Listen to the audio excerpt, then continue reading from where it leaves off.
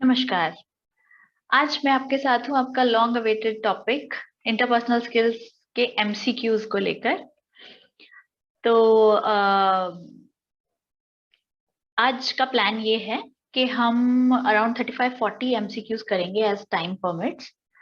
और जो questions related हैं उन टॉपिक से जो हम ऑलरेडी इंटरपर्सनल स्किल्स के लेक्चर में ले चुके हैं, वो जस्ट मैं आपके साथ आंसर शेयर करूंगी, थोड़ा ब्रीफ में एक्सप्लेन करूंगी बिकॉज उनका एक्सप्लेनेशन ऑलरेडी लेक्चर्स में दिया जा चुका है। और जो क्वेश्चंस ऐसे आएंगे जो अभी हमने टच नहीं किए हैं, then we will explain in detail. तो अगर आपने पहले तीनों लेक्चर्स नहीं देखे हैं इंटरपर्सनल स्किल्स के, तो वो प्लीज पहले देखिए बिकॉज काफी सारे क्वेश्चंस उसी से रिलेटेड हैं और उनके आंसर्स आपको ऑलरेडी उन लेक्चर्स में मिल जाएंगे। तो स्टार्ट करते हैं interpersonal skills MCQs. So first question, blank means communication without words। ये हमने पढ़ा था कि communication without words जो है उसे क्या कहते हैं, जहां वर्ड्स की जरूरत नहीं है। देखिए इसमें 4 ऑप्शन दिए हुए हैं: object communication, written communication, oral communication, non verbal communication. इसमें नॉन वर्बल कम्युनिकेशन ही एक ऐसा मोड है जहां पर हमें शब्दों की जरूरत नहीं होती। तो इस क्वेश्चन का आंसर है नॉन वर्बल कम्युनिकेशन। उसका मतलब ही ये है कि वहां वर्ड्स नहीं है, वहां पर gestures, body language, face expressions, ये हमने पढ़ा था। तो फर्स्ट क्वेश्चन का आंसर है non verbal communication means communication without words. Next question है the person who transmits the message. ये आपने पढ़ा था कि जो भेज रहा है, ट्रांसमिट मतलब भेजने वाला यानी सेंड करने वाला is the sender. So the person who transmits the message is called B option, sender. Next question है blank aims at making people work together for the common good of the organization। लोग एक साथ काम करें एक common good के लिए। इनमें से चारों ऑप्शंस में से आप देखिए, communication, conversation, combination, connection. Communication के अलावा और कोई भी चीज बैठेगी नहीं यहाँ पर, और कोई भी चीज इस क्वेश्चन का आंसर बन ही नहीं सकती। कन्वर्सेशन का मतलब होता है बातचीत करना। कन्वर्सेशन से it doesn't aim at people working together. Conversation का ऑब्जेक्टिव है एक दूसरे के साथ आइडियाज एक्सचेंज करना। कॉम्बिनेशन का इससे कोई लेना देना नहीं है, कनेक्शन नहीं। तो यहाँ अगर आप रिड्यूस भी करें, आपको आंसर नहीं भी पता, तो भी चारों ऑप्शन में से एक ए ऑप्शन ही बैठता है कि communication aims at making people work together. तो इस क्वेश्चन का आंसर है कम्युनिकेशन। नेक्स्ट क्वेश्चन है at each stage in the process of communication there is a possibility of interference which may hinder the process। ये हमने पढ़ा था कि जब कम्युनिकेशन करते समय अगर कोई रुकावट आ जाती है, कोई बाधा आती है, इंटरफेरेंस का मतलब होता है कोई प्रॉब्लम, कोई ऑब्स्टेकल, तो उसको क्या कहते हैं? उसको कहते हैं बैरियर, कम्युनिकेशन बैरियर। इसके बारे में हमने अपने लेक्चर में भी पढ़ा था कि this is one of the elements of communication, कि कम्युनिकेशन बैरियर्स हैं जो इंटरफेयर करते हैं in the process of communication. So answer is C, barrier. Question number 5, blank describes all forms of human communication that are not verbal। क्या होते हैं ये? जहां पर not verbal, non verbal communication है, उसके लिए एक वर्ड यूज किया जाता है पैरा लैंग्वेज। जैसे आपने सुना होगा, ये हमने अपने लेक्चर्स में नहीं लिया है, सो मैं थोड़ा एक्सप्लेन कर देती हूँ आपको।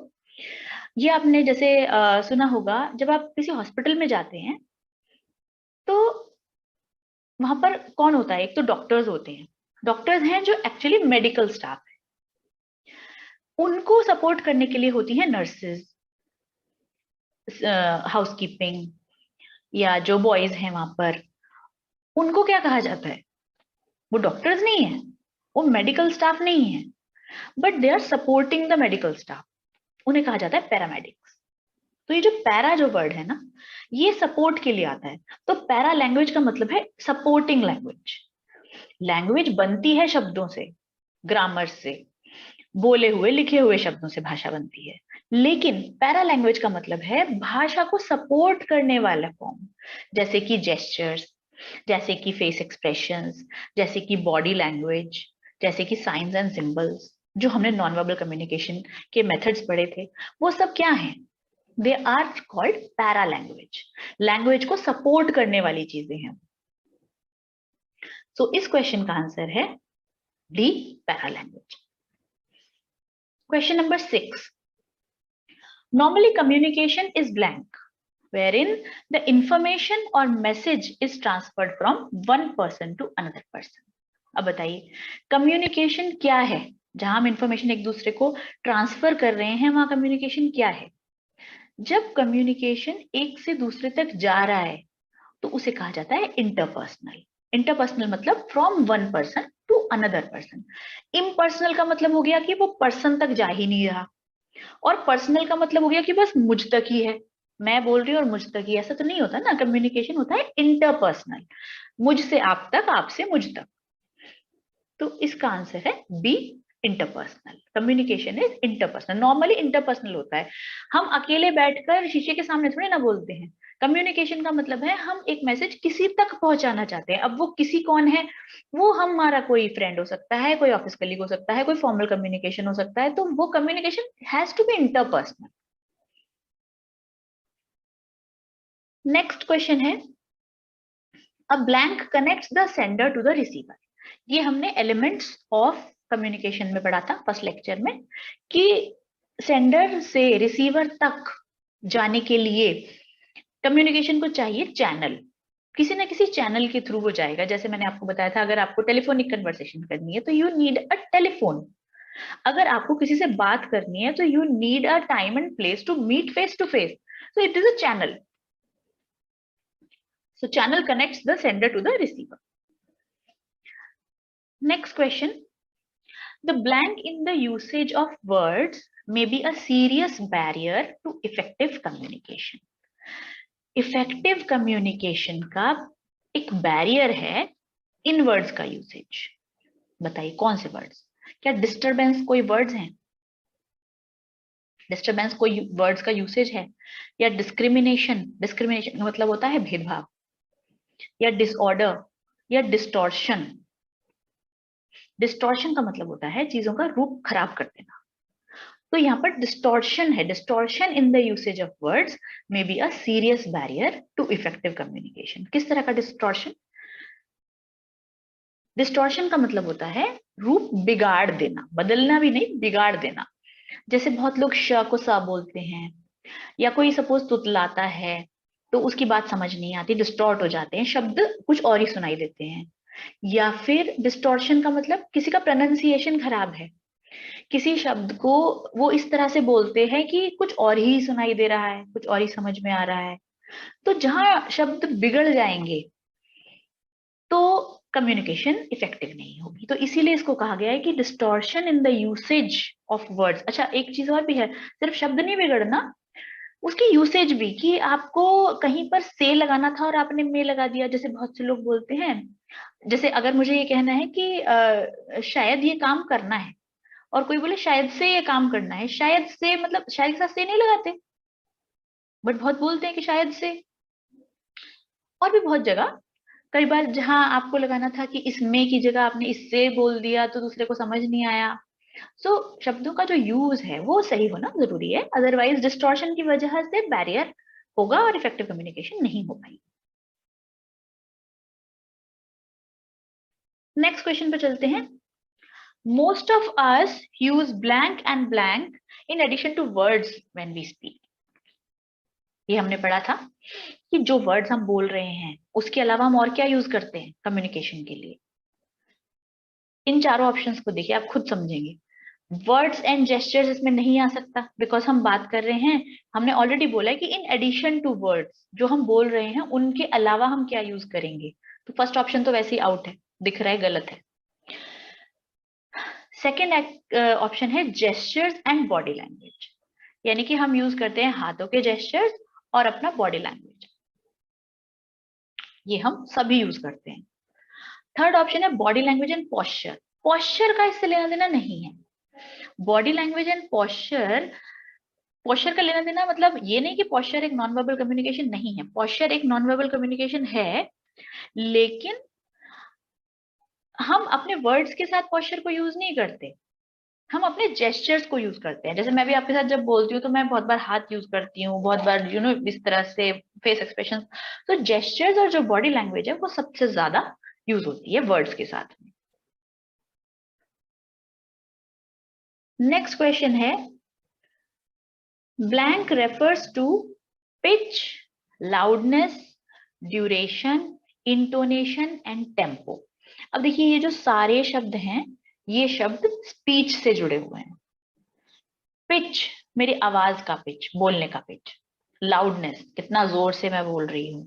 ड्यूरेशन, इंटोनेशन मैंने आपको बताया था उतार चढ़ाव, और टेम्पो यानी स्पीड। ये सब चीजें शब्द बोले हुए शब्दों से, वर्बल कम्युनिकेशन से, स्पीच से जुड़े हुए हैं। तो कौन सा वर्ड आएगा? प्रोसिडी, टचेस, क्या टच है? टच तो हमारी स्पीच से जुड़ा हुआ नहीं है। प्रोसिडी, जेस्चर्स या हैप्टिक्स? आंसर है प्रोसिडी। हैप्टिक्स तो टच से रिलेटेड होता है। प्रोसिडी उस वर्ड, प्रोसिडी एक कॉमन टर्म है इन सब चीजों के लिए जो हमारी स्पीच से रिलेटेड है, हमारे बात करने का तरीका। कोई आदमी बहुत जोर से बोलता है, कोई बहुत जल्दी जल्दी बोलता है, कोई बहुत आराम आराम से रुक रुक के बोलता है। तो ये बात करने के, स्पीच के जितने भी एरियाज हैं ये प्रोसिडी कहलाते हैं। और प्रोसिडी का मतलब ही यही है कि related to your enunciation, your intonation, your pitch. इसका प्रोनाउंसिएशन, लैंग्वेज, ग्रामर से कोई लेना देना नहीं। इसका लेना देना सिर्फ आपके मैकेनिक्स से है, आपके स्पीच मैकेनिज्म से है कि जो आप बोल रहे हैं वो किस तरह से बोल रहे हैं। That is prosody. Next 11th question is, in blank main intention is to seek certain information which will be appreciated. अब देखिए इसमें किस कम्युनिकेशन में इंटेंशन है to seek certain information which will be appreciated? Empathetic. Empathetic का क्या मतलब है? एम्पैथेटिक का मतलब होता है दूसरे की प्रॉब्लम को समझना, उसके शूज में उतरना। तो वहां पर तो इंफॉर्मेशन सीख करने वाली कोई बात ही नहीं है। कॉम्प्रिहेंशन, अप्रिशिएटिव, थेराप्यूटिक, इसमें आंसर आना चाहिए मेरे हिसाब से comprehension. In comprehension main intention is to seek certain information which will be appreciated. या अप्रिशिएटेड का मतलब है, आप ये भी सोच सकते हैं कि अप्रिशिएटेड में अप्रिशिएटिव क्यों नहीं आ रहा आंसर सी। अप्रिशिएटेड का मतलब है अंडरस्टूड, समझी जाना। तो ये कॉम्प्रिहेंशन का काम है। कॉम्प्रिहेंशन का मतलब होता है कि लिखी हुई बात को पढ़ के समझना कि क्या लिखा है, इसका मतलब क्या है। सुनी हुई बात को सुन के समझना कि क्या कहा जा रहा है, उसको कहा जाता है कॉम्प्रिहेंशन। जैसे अभी कई बार क्या होता है, एक छोटा बच्चा है जो अभी बोलता नहीं है, उसको भाषा नहीं है, उसके पास कम है, अभी बहुत छोटा बच्चा है। और अगर मैं उसको कहूं कि वहां से मुझे ये बैग उठा दो, उसको शायद समझ नहीं आ रहा वहां से मतलब कहाँ से कहाँ। He is looking here and then, मैं बोल रही हूँ आपके पीछे है, उसको नहीं पता पीछे का मतलब क्या है, I need to turn back. तो यहाँ पर क्या है, कॉम्प्रिहेंशन की कमी है, समझ नहीं पा रहा मेरी बोली हुई बात को बच्चा। तो कॉम्प्रिहेंशन का मतलब होता है कही हुई, सुनी हुई बात को समझना। नेक्स्ट क्वेश्चन पर चलते हैं। डायलॉजिक लिस्निंग, ये हमने नहीं पढ़ा है हमारे लेक्चर्स में। डायलॉजिक लिस्निंग का मतलब होता है, डायलॉग वर्ड आपने सुना होगा। डायलॉग का क्या मतलब है? डाया का मतलब होता है दो। सो डायलॉजिक का मतलब है जब दो लोग बात करते हैं, जब दो लोग बात करते हैं। जैसे मोनोलॉग, मोनोलॉग मतलब कि एक ही आदमी बोलता जा रहा है, उसे कहा जाता है मोनोलॉग। और डायलॉग मतलब जब दो लोग बात करते हैं टर्न बाय टर्न। मैंने कुछ कहा, रिस्पॉन्स में आपने कुछ कहा, फिर मैंने कुछ कहा, फिर आपने कुछ कहा, उसे कहा जाता है डायलॉग। तो डायलॉजिक लिसनिंग को कहा जाता है अप्रिशिएटिव लिसनिंग। मैं आपसे एक बात कह रही हूँ, आप समझ रहे हैं, आप उसके रेस्पॉन्स में कुछ कह रहे हैं, मैं समझ रही हूँ, मैं उसके रेस्पॉन्स में कुछ कह रही हूँ। तो it is called appreciative listening.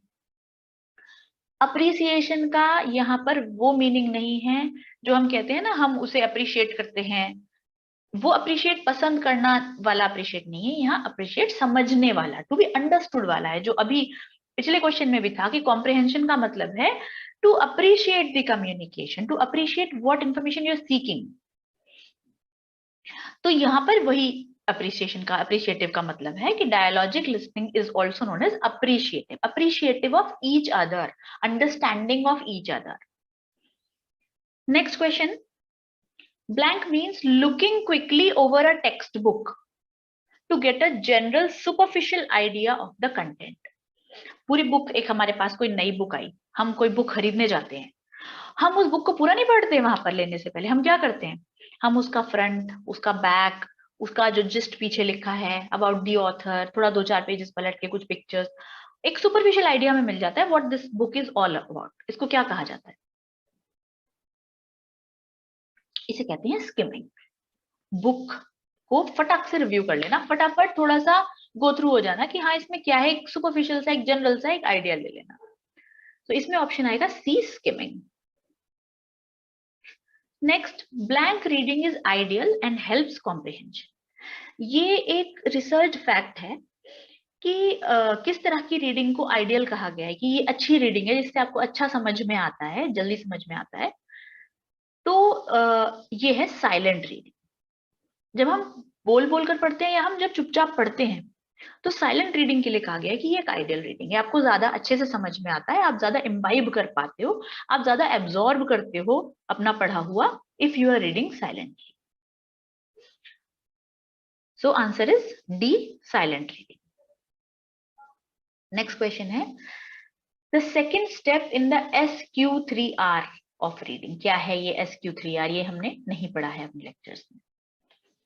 SQ3R एक मेथड ऑफ रीडिंग दिया गया है, कुछ रिसर्चर्स ने दिया है कि इस मेथड से जब आप पढ़ते हैं तो आप जल्दी, इफेक्टिव और ज्यादा अच्छी अंडरस्टैंडिंग के साथ पढ़ पाते हैं।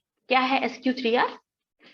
SQ3R एक्चुअली 5 स्टेप्स का एक प्रोसेस है।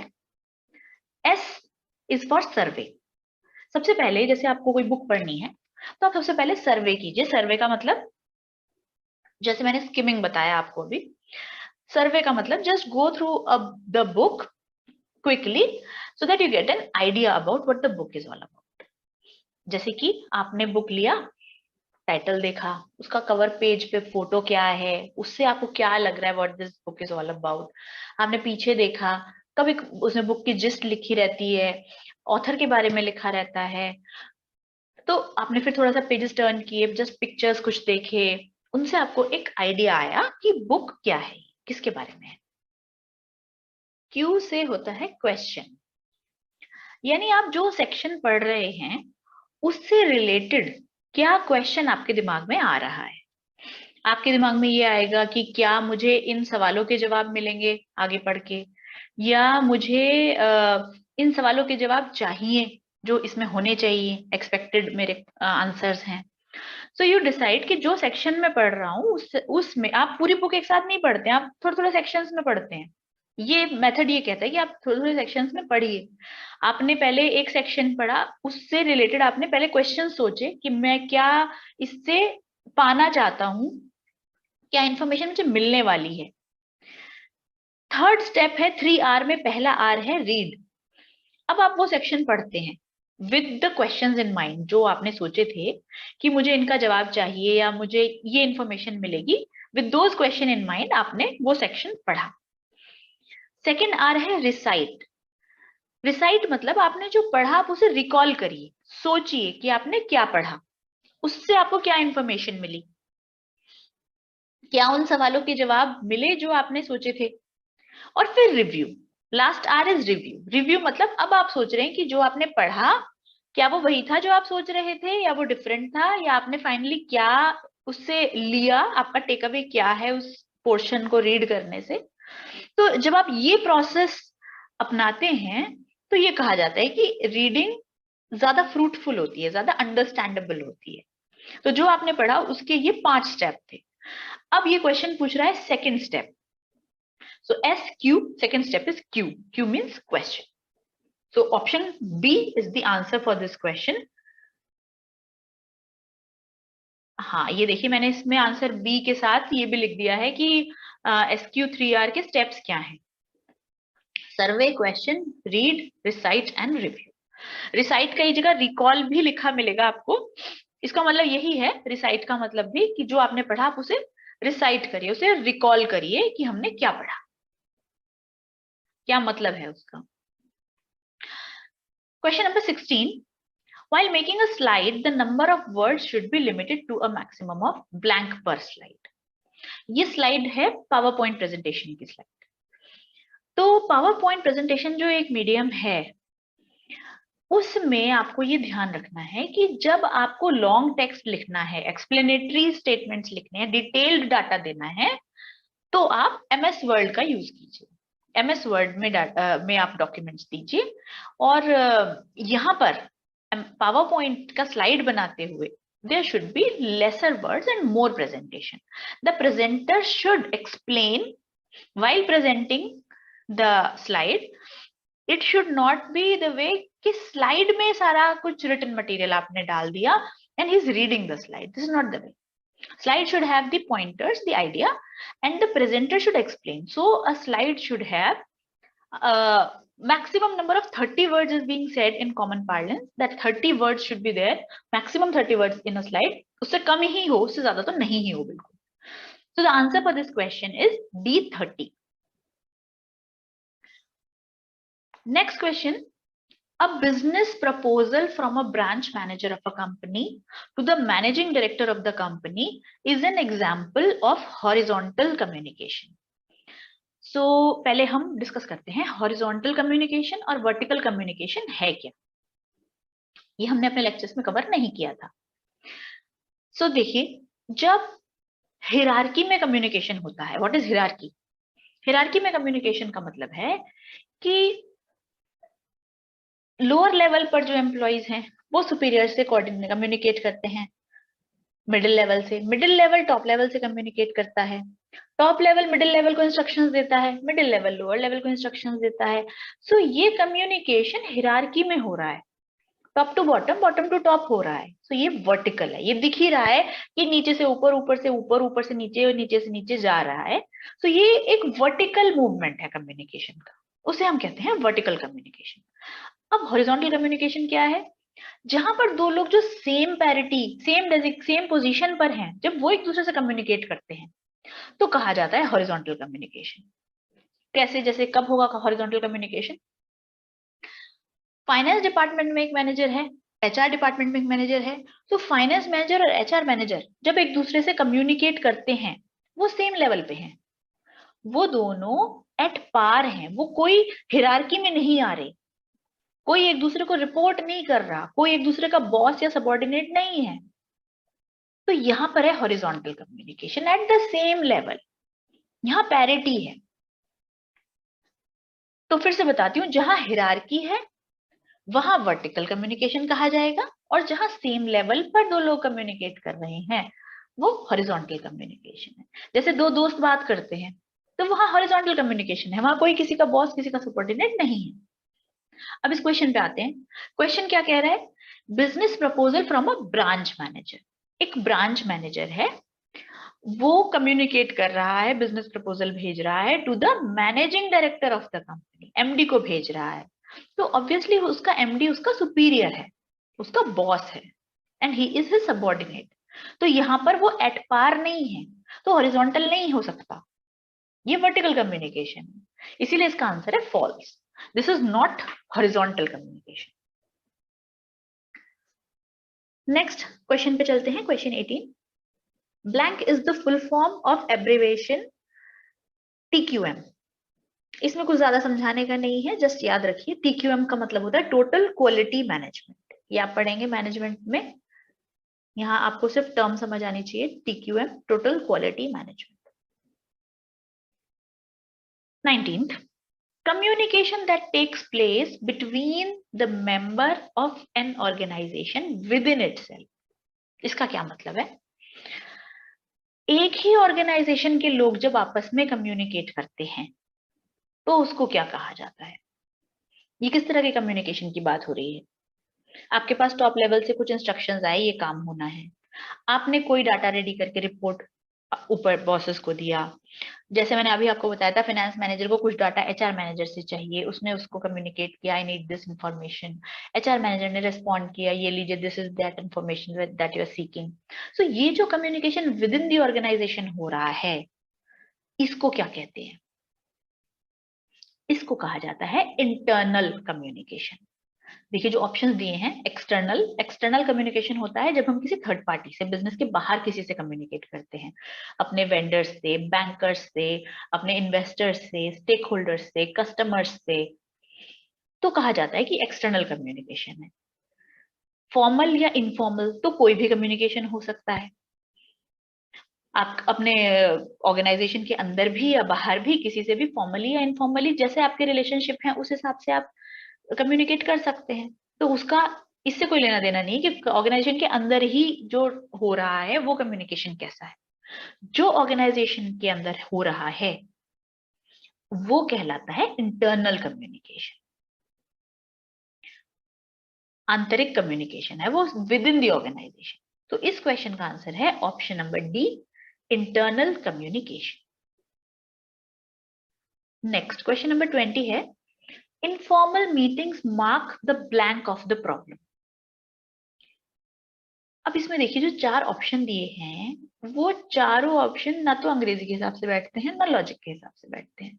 कई बार ऐसा भी होता है जब आपको एमसीक्यूज आते हैं ना, तो जरूरी नहीं आपको हर किसी का आंसर पता हो, लेकिन आप लॉजिक के थ्रू डिडक्शन करके डिड्यूस कर सकते हैं आप कि यहाँ पर कौन सा आंसर होना चाहिए। एलिमिनेशन प्रोसेस आप यूज करेंगे कि चार में से ये ऑप्शन नहीं हो सकता, ये नहीं हो सकता, ये हो सकता है।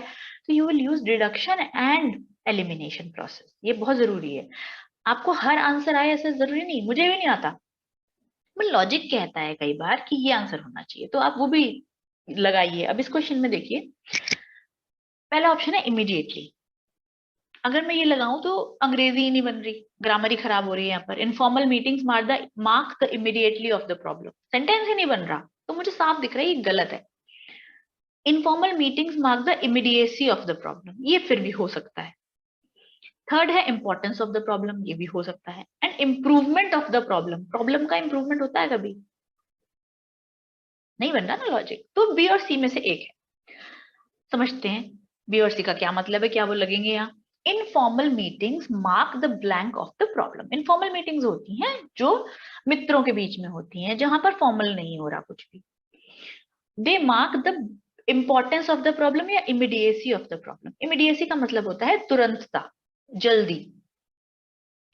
जल्दी का इससे कोई लेना देना ही नहीं है इनफॉर्मल मीटिंग से। Informal meeting mark the importance of the problem. कई बार प्रॉब्लम इंपॉर्टेंट है, उसको अलग तरह से डील करने की जरूरत है, तो फॉर्मल मीटिंग करते हैं। कई बार इतनी इंपॉर्टेंट नहीं है तो इनफॉर्मल मीटिंग करते हैं। तो इनफॉर्मल मीटिंग से हमें पता चलता है कि इसकी इंपॉर्टेंस शायद कम है, बहुत ज्यादा इंपॉर्टेंट नहीं है, कि फॉर्मल मीटिंग की जरूरत पड़े। तो इसका आंसर है C, importance. Informal meeting mark the importance of the problem. Question 21 देखते हैं। Blank is sent to a specific group of people, whereas blank may be meant for general public. Blank is sent to a specific group of people.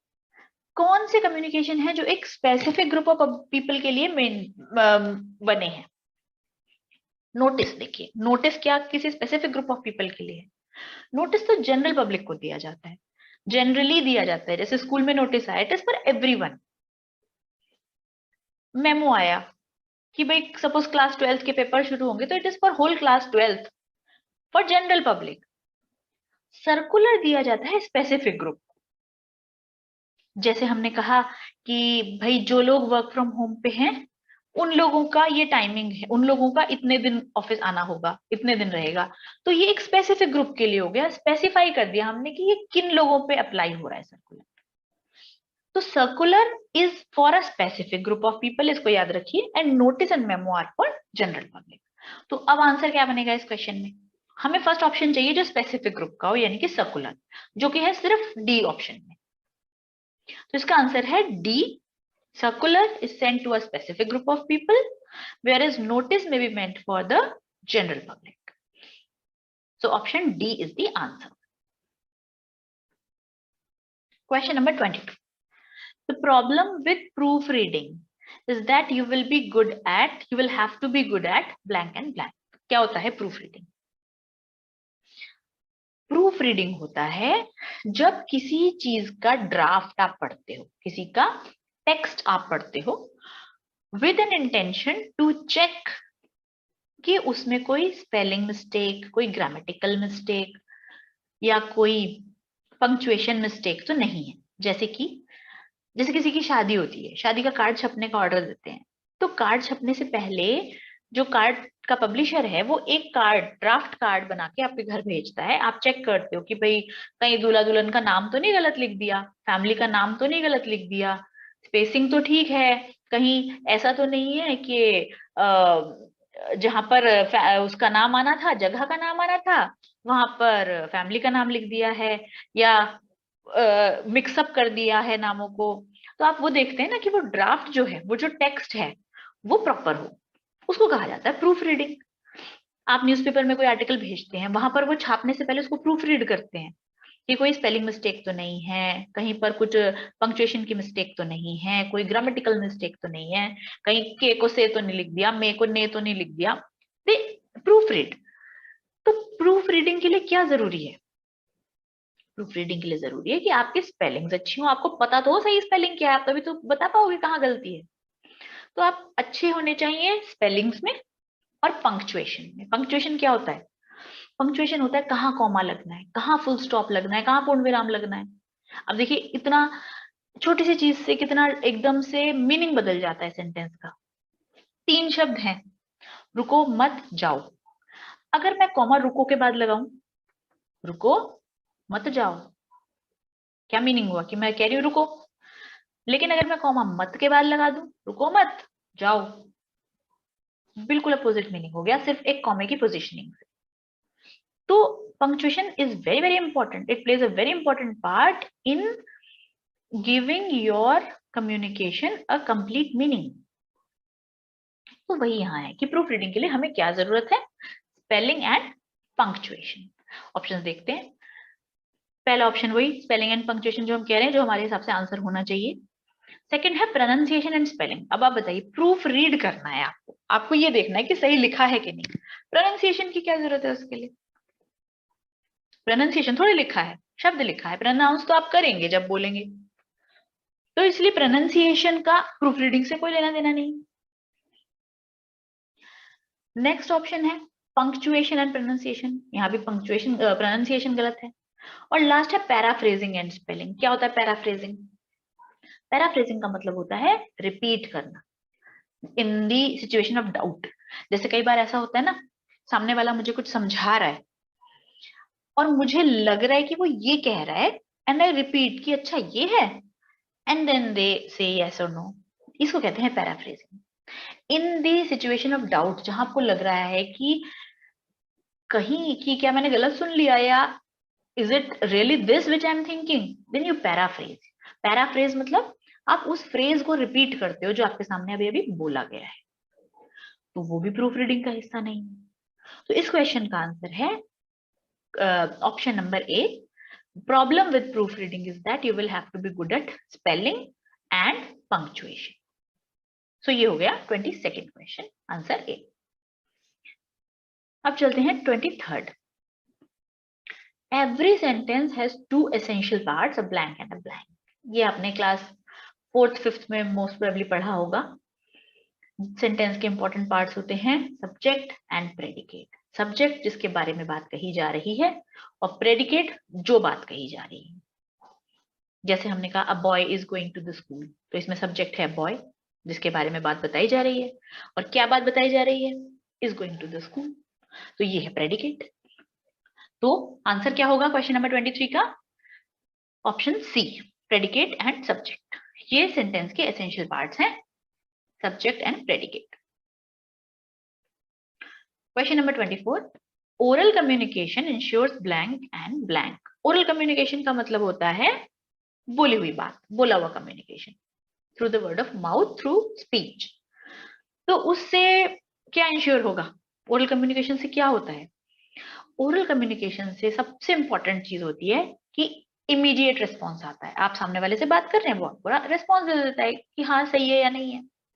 जो आप पूछ रहे हैं उसका जवाब दे देता है, जो आप बता रहे हैं उसकी एक्सेप्टेंस दे देता है या रिजेक्शन दे देता है। तो इमीडिएट रिस्पॉन्स आपको साथ ही साथ मिल जाता है व्हेन यू आर कम्युनिकेटिंग।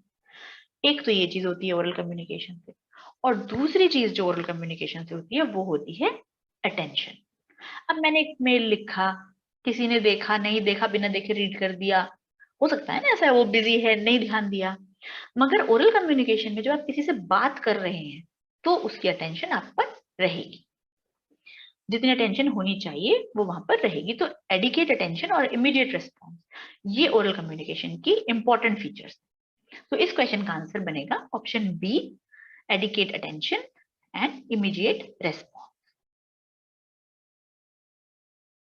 ये देखिए बड़ा इंटरेस्टिंग क्वेश्चन है, अंग्रेजी का क्वेश्चन है ये, इंग्लिश का लेकिन दिया हुआ है यहाँ पे, तो उसे करते हैं, बहुत इंटरेस्टिंग है। फाइंड आउट एरर्स, इस क्वेश्चन में कुछ, इस सेंटेंस में कुछ गलती है, उसको ठीक करना है। Either the manager or their subordinates failed in his duty. अब देखिए पहला ऑप्शन दिया हुआ है कि ईदर की जगह नीदर आना चाहिए और की जगह नॉर आना चाहिए। लगा के देखते हैं। Neither the manager nor their subordinates failed in his duty, बताइए क्या ठीक हुआ ये ठीक नहीं हुआ, ये उतना ही गलत है जितना अभी तक था। सेकंड ऑप्शन, देयर की जगह हिज आना चाहिए और हिज की जगह देयर आना चाहिए। लगा के देखते हैं इसको भी। Either the manager or his subordinates failed in their duty. अब देखिए यहाँ पे क्या हुआ, ईदर द मैनेजर, कितने मैनेजर्स हैं? Is it a singular or a plural? It's a singular, it's one manager. So one manager के लिए देयर आना चाहिए, वन मैनेजर के लिए हिज आना चाहिए। तो होगा इधर the manager or his subordinate, या तो मैनेजर या उसके सबऑर्डिनेट, तो उस मतलब एक ही तो है मैनेजर, तो हिज सबऑर्डिनेट। और सबऑर्डिनेट्स कितने हैं, सिंगुलर या प्लूरल? सबऑर्डिनेट्स हैं, सबऑर्डिनेट्स बहुत सारे हैं, इसीलिए आएगा subordinates failed in their duty. So option B is the correct answer of this question. The sentence should be either the manager or his subordinates failed in their duty. Option B is the correct answer. Question 26. As a means of communication, emails have features of the immediacy of both blank and blank. Immediacy मैंने आपको अभी भी बताया कि immediacy का मतलब होता है जल्दी, तुरंत होने वाली चीज। तो ईमेल से क्या चीज तुरंत होती है? ईमेल एक रिटन कम्युनिकेशन है, क्या चीज तुरंत होती है? जैसे ही आप सेंड करते हैं वो आपके रिसिपिएंट के यहाँ पहुंच जाती है। सेंडिंग भी इमीडिएट है, ऐसा तो नहीं आप ईमेल लिख लें और फिर उसको पोस्ट करेंगे, फिर वो पोस्टमैन लेके जाएगा, ऐसा तो नहीं है। It's on a click, it is sending end it's being received. वो पढ़े या रीडिंग चाहे वो बाद में करे मेल की, लेकिन मेल राइट रियल टाइम में सेंड और रिसीव हो जाती है। तो यहाँ पर इमीडिएसी है रिसीविंग एंड सेंडिंग की। So as a means of communication, sorry, as a means of communication, emails have features of the immediacy of both receiving and sending. So option D is the correct answer. Question 27. Unclarified assumptions in communication can lead to blank and blank. कोई भी assumption को अगर आप unclarified छोड़ देंगे, नहीं बताएंगे कि आपने कौन सी assumptions यूज करते हुए communicate किया है, तो उससे क्या होगा? उससे बढ़ेगा कंफ्यूजन, उससे होगी मिसअंडरस्टैंडिंग, कुछ को कुछ समझ लिया जाएगा, कम्युनिकेशन कंप्लीट नहीं होगा, कम्युनिकेशन करेक्ट नहीं होगा। So option D is the correct answer. Unclarified assumptions in communication can lead to confusion and misunderstanding.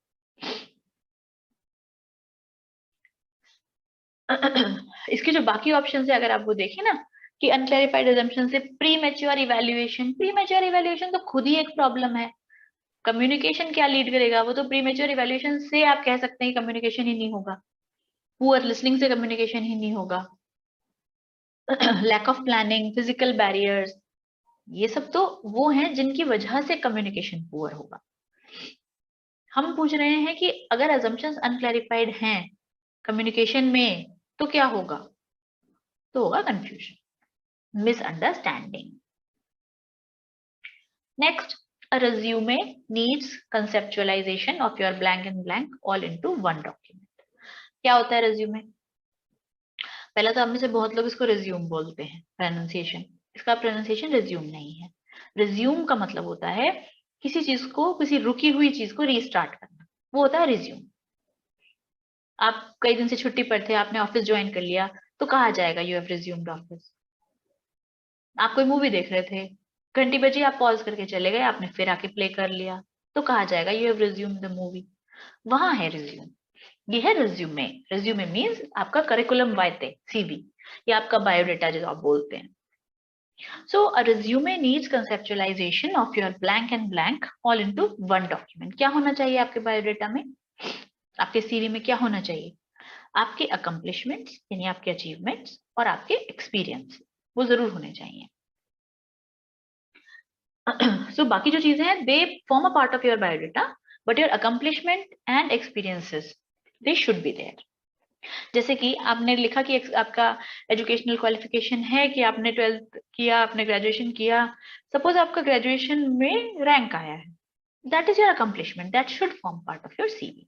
आपने 12th किया, आपने ग्रेजुएशन किया, दैट इज ओके, आपने लिखा वहां पर कि हमारा ये स्किल है या ये क्वालिफिकेशन है, बट अकम्पलिशमेंट आपका क्या है कि आपका रैंक आया, so that should form part of your resume. So the correct option is C, accomplishments and experience.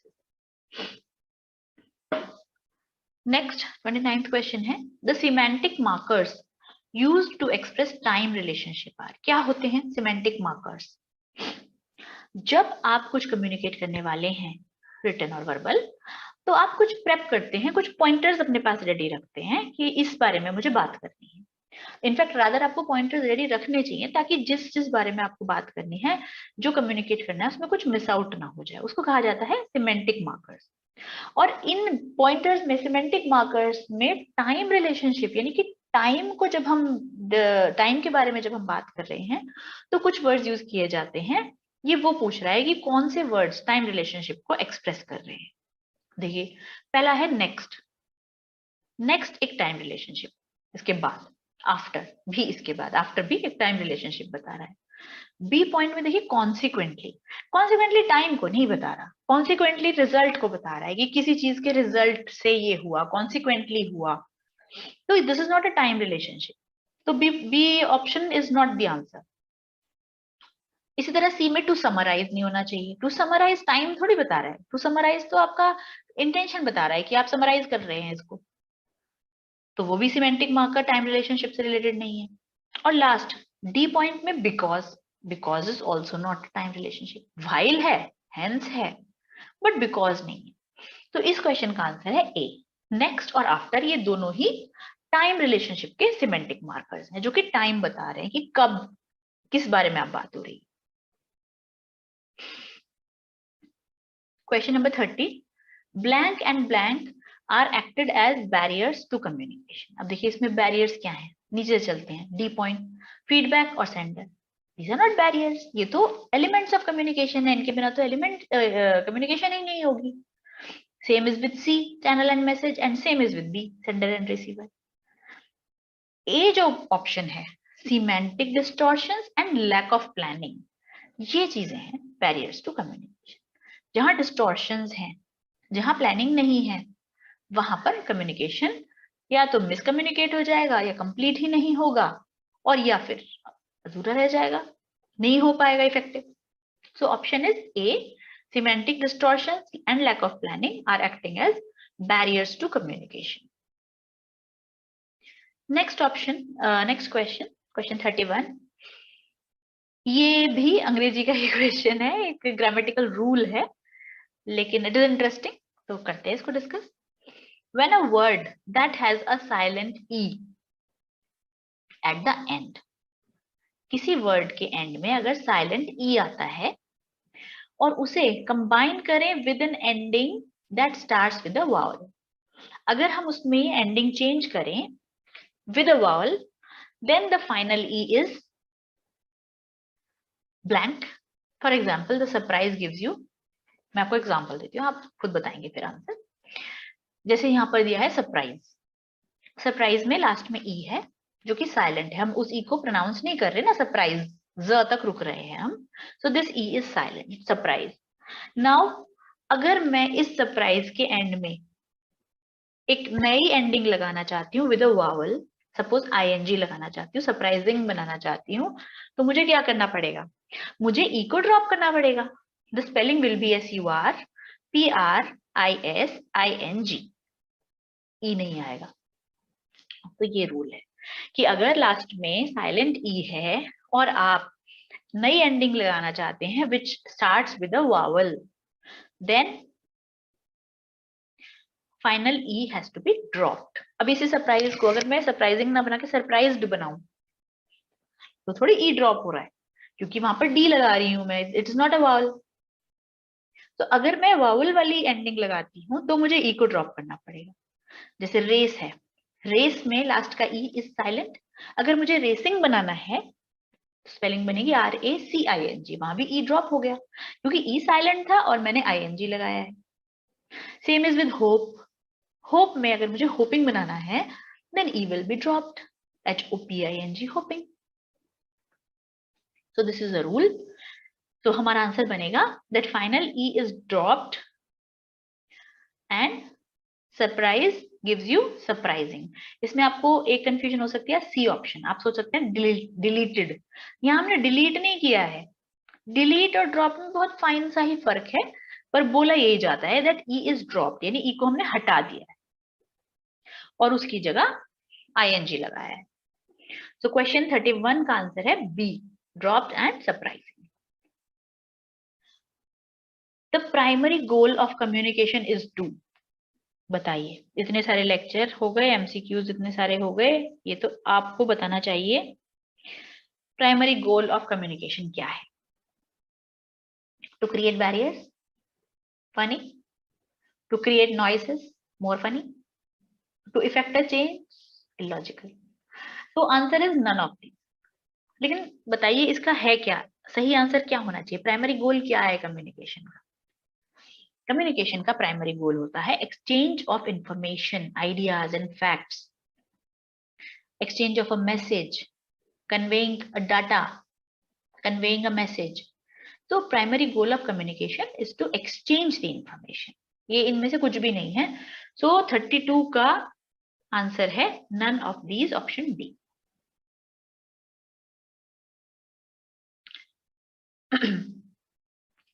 Question 33. Communication through blank and blank is called verbal communication. जब हमने lecture लिया था तो हमने लिया था कि वर्बल कम्युनिकेशन होता है सिर्फ स्पोकन वर्ड्स। यहाँ पर देखिए जो ऑप्शंस हैं उसमें रिटन मटेरियल और जेस्चर, जेस्चर वर्बल नहीं होते तो ए नहीं हो सकता।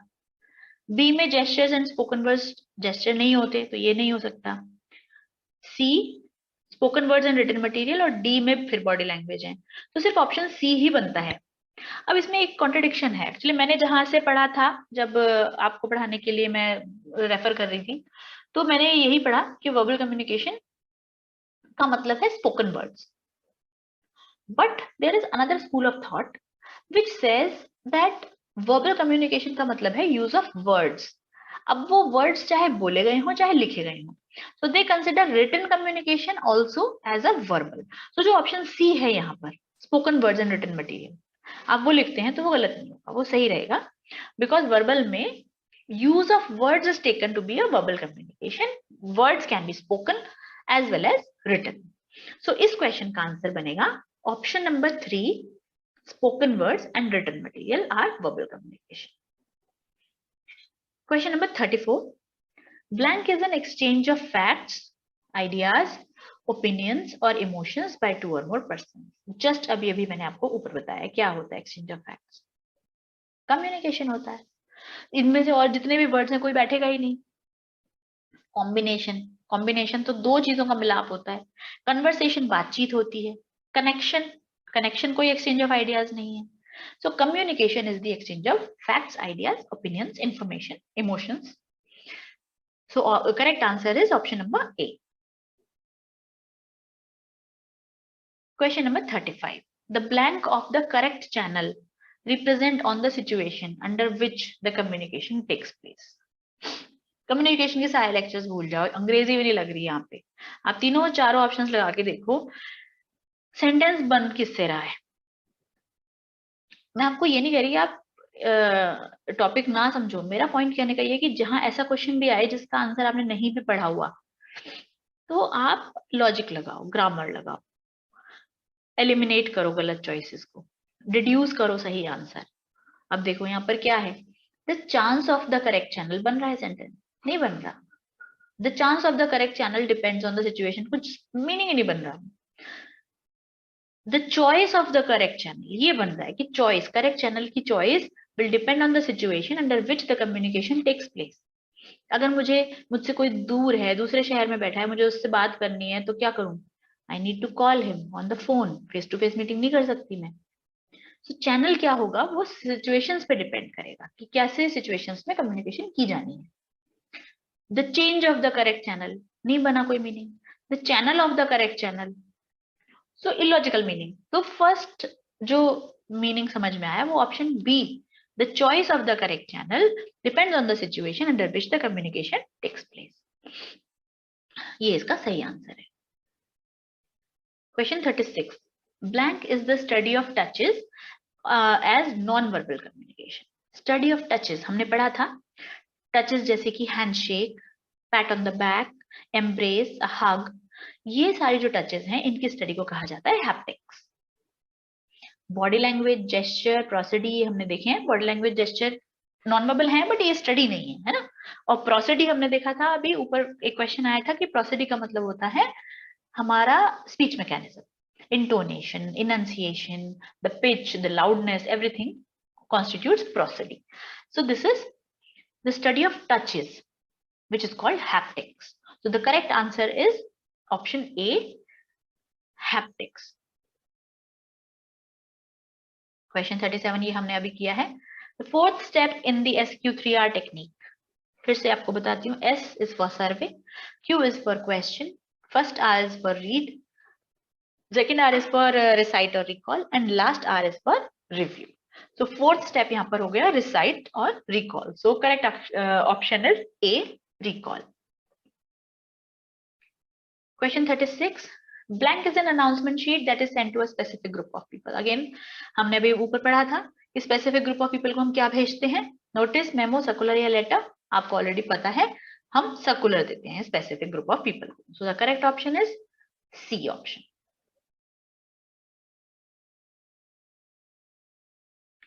Question 39. Blank is essentially a statement of facts of a situation, project process or test, and it should be supported by. अब देखिए इसमें से क्या है जो statements of fact of a situation है? क्या notice है? Notice तो एक information होती है, instruction होती है, same is with memo, इसी तरह से letter. Fact of a situation, project का process देने वाला document कौन सा है? वो है technical report. टेक्निकल रिपोर्ट सारी इंफॉर्मेशन दे रही है कि क्या फैक्ट्स हैं, क्या प्रोसेस है, टेस्टिंग हुई है कि नहीं, उसके रिजल्ट्स क्या हैं, and it should be supported by an evidence. Research का रिजल्ट, रिसर्च के डेटा, वो सब एविडेंस है। So the correct answer is option B, technical report is a statement of facts of a situation, project process, test, and it is supported by evidences. Option B. Blank is done when you need to continue learning and studying that you develop your own thinking and skills. जब आप अपनी thinking, अपनी skills को बढ़ाने के लिए आप learning करते हैं, पढ़ते हैं, उसे कहा जाता है प्रोफेशनल रीडिंग। आप अपनी स्किल्स को बढ़ा रहे हैं, आपने क्वालिफाई कर लिया, पढ़ लिया, आप कुछ बन गए हैं, आपने डिग्री पा ली, पर अभी भी आप अपनी स्किल्स को बढ़ाने के लिए पढ़ रहे हैं कि और नई चीजें क्या आ रही हैं, अपने आप को अप टू द मार्क रखने के लिए पढ़ रहे हैं, आप अवेयर रखने के लिए पढ़ रहे हैं, उसे कहा जाता है प्रोफेशनल रीडिंग। सो इस क्वेश्चन का सही ऑप्शन है ऑप्शन ए, प्रोफेशनल रीडिंग। सो आज हम यहीं पर रोकते हैं। 40 क्वेश्चन हमने डिस्कस किए। अब आप इनको एक बार पढ़िए, रिवाइज कीजिए, और बाकी क्वेश्चंस मैं नेक्स्ट लेक्चर में दूंगी। So तब तक के लिए goodbye and good luck, all the best.